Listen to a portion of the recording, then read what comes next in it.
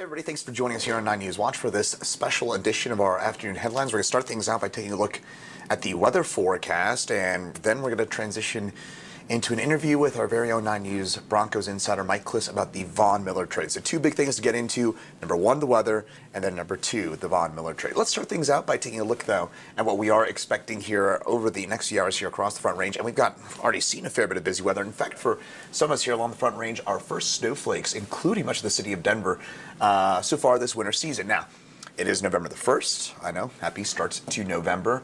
And so when we're talking about our first flakes of the season, well, normally we see those kind of early to mid-October here in Denver, so we're running a little later than usual. Fort Collins did have some slushy accumulation earlier on this morning.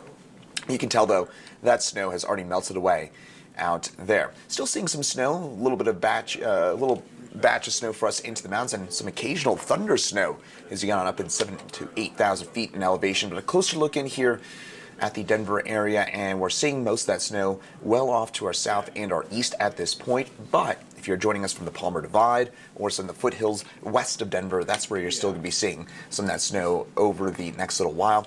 Now, one thing to watch for as we head over the next little while is for us here into Denver, we could see still a few flakes later on tonight and into early tomorrow through the overnight time period. That'll lead to maybe a coating in a few spots.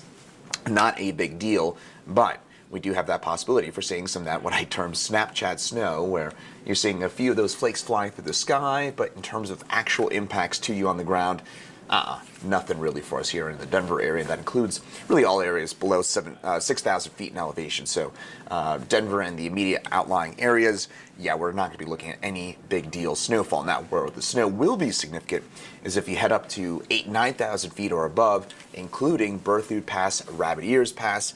That's where we're talking about the potential for another 6 to 12 inches worth of snowfall through Wednesday morning. That means travel there for today and also for tomorrow will be slick. And also, it should include the Eisenhower Tunnel will be a slippery drive there on Interstate 70. As we head over the next few hours, can rule out some more showers, some rain, some snow mixing its way into the Denver area, but for the most part, that snow should start to wind on down. This is a look at the mountain snowfall forecast, which does include the possibility for a few inches for us as you get up in elevation. Really, again, 9,000 feet or above is where you'll see those significant accumulations. Closer look in here at Denver, where we do have some of that rain that will probably mix with what we term grapple. Have you ever eaten Dippin' Dots ice cream? Grapple looks exactly like that. It's that kind of softer, almost like a slushy version of sleet. That's what I think we'll see in around Denver, in around the Denver area. We'll see some grapple mixed with rain and maybe some wet snowflakes in there as well for us here into the immediate urban areas. We head over the next few hours and could see some areas pick up maybe 1/10 of an inch of rain or precipitation as we head again through later on this afternoon and overnight. Current temperatures, a lot of upper 30s for us in around the Front Range, 40s and even some 50s depending on whether or not you got sunshine. 58 for us in Buena Vista, that's where we're getting a bit more sun, and 62 in Alamosa, where again we're getting a bit more sunshine. Closer look in here in Denver, where we're socked in with all those pesky clouds that just do not want to break on up. Hence, we're stuck in the 30s. We just don't actually have a ton of cold air above us. If we did, we'd be talking about the potential for some accumulating snow later on today and tonight. Forecast highs for today, well, we've probably already hit our high here in the low to mid 40s. Tomorrow, we get up maybe a few degrees warmer, especially south of I-70. That's where we do get a bit more sunshine. That's why I think we could see those temperatures getting into the 50s and 60s. For us here in Denver, though, just 46 for a high temperature. And by the way, that is our average high for the middle of December. So we're running well below average by about 15 degrees or so with those highs stuck in the mid 40s here in Denver. Rain and snow possible for us as we head through the day. Probably a better chance for us here into Denver at seeing some of those showers tomorrow afternoon and tomorrow night. We probably start dry in Denver. Still can't rule out a spot sprinkle or a light shower, but again, I think tomorrow afternoon and tomorrow night will be a bit soggier, and we could use the rainfall, but yeah, it'll make it a little bit, again, unpleasant and dreary once again for us as we get into your Tuesday. Very Midwest weather for us as we get through the day tomorrow with those temperatures stuck in the mid 40s once again with plenty of cloud cover. Then for your Wednesday, we start to break up the cloud cover a little bit with some morning showers that could mix with some snowfall. Then the rest of the week looking awesome. Temperatures back in the 60s for your Thursday, Friday, and your Saturday. So busy weather picture, no doubt about it, as we head through the next 24 to 36 hours. hours, but also a busy day in the world of Colorado sports, with Von Miller getting traded to the Los Angeles Rams earlier on this morning for a second and a third round pick. That was first reported and first confirmed by our very own 9 News Broncos insider Mike Kliss, and we asked Mike a little bit about that Von Miller trade. It's interesting that this trade comes after a win. The Broncos are 4-4. They're in the mix on paper. But to what you just said a second ago, I wouldn't say this is waving a white flag on the rest of the season, but this is not a trade you usually make, right? If you're a team thinking you're going to make the playoffs, right?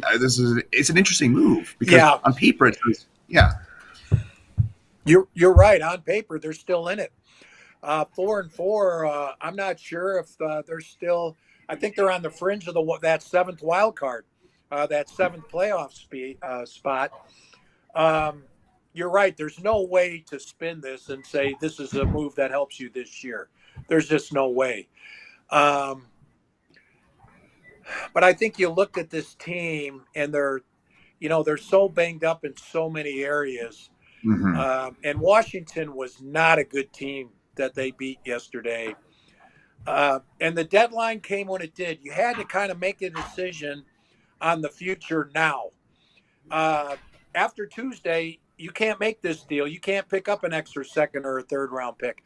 The Broncos now have a first round pick, 2 picks in the second, 2 picks in the third.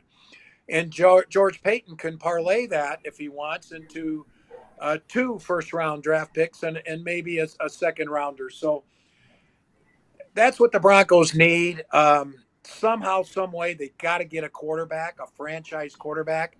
I think Teddy's a nice stopgap for the team. But Teddy's and the Broncos, again, if they make the playoffs this year, they're not getting to the conference championship with this team. And so it is hard to kind of bail out on this season for the future. But the deadline is tomorrow, and you had to make a decision. And I agree. This is not a strong 4-4 team, in my estimation, looking at the roster. And a lot of that has to do with the injuries. I mean, if they had Josie Jewell and Alexander Johnson still, and, Bradley Chubb has been out. Garrett Bowles now is going to miss a game. So I don't know. It just it seems to me like it's to get where this team needed to go. It's got to retool, and it starts now. It's fascinating that again it happens here in year number 11 for Von Miller, and he's gone. It's kind of unbelievable to think that Colorado sports losing Nolan Arenado and Von Miller in the same year, but unbelievable. But Mike, we really appreciate a few minutes of your time and your expertise on the subject. Mike Kliss, our Broncos insider here at 9 News. A few minutes of your time. Again, appreciate it. Von Miller traded to the LA Rams for a second and a third round pick in 2022.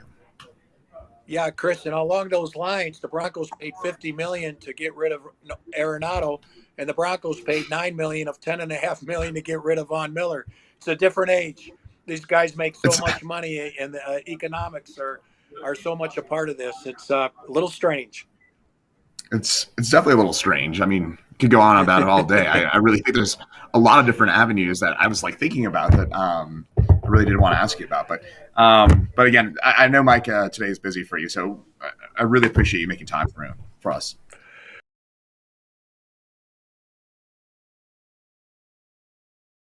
In the same year from the Colorado sports scene, and, well, I suppose those dreary, cloudy skies outside our windows here make it feel a little bit that way. Hey, thanks for joining us for a different Monday version of our 9 News Watch headlines. I'm Chris Bianchi. Have a great rest of your day. We'll see you right back here tomorrow.